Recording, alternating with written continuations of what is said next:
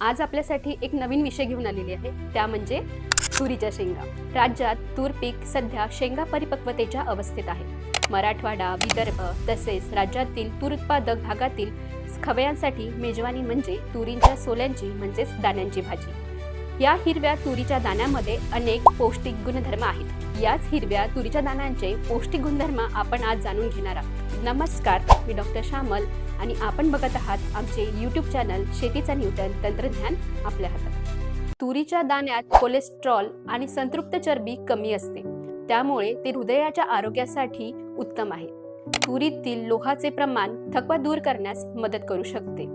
त्यात अँटीऑक्सिडंट असतात, जे रक्तातील ग्लुकोजची पातळी कमी करण्यास मदत करू शकतात आणि त्याचे दाहक विरोधी गुणधर्म दाह कमी करण्यास मदत करू शकतात। तुरीच्या हिरव्या दाण्यांमध्ये भरपूर प्रमाणात प्रोटीन म्हणजे प्रथिने असतात, जे स्नायूंच्या दुरुस्तीसाठी आणि वाढीसाठी महत्त्वाचे आहेत। सोबतच पोषक तत्वांनी समृद्ध कॅल्शियम, लोह, फॉस्फरस, पोटॅशियम आणि जस्त यासारख्या विविध खनिजांनी परिपूर्ण असल्याने शरीर निरोगी ठेवण्यास मदत करतात। तुरीचे हिरवे दाणे आहारातील फायबरचा एक उत्कृष्ट स्रोत आहे, जो पचन सुधारतो आणि तुम्हाला पोट भरल्यासारखे वाटण्यास मदत करतो। वजन व्यवस्थापनात मदत करतो।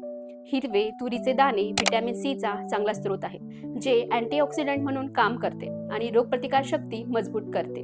तुरीच्या दाण्यातील उच्च प्रथिने आणि फायबर सामग्री वजन नियंत्रित करण्यास मदत करते।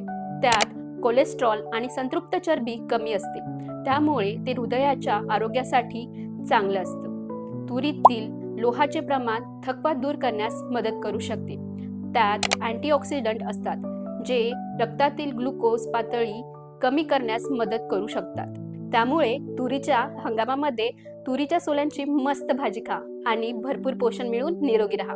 आपल्याला आजचा व्हिडिओ कसा वाटला याविषयी कमेंट करा।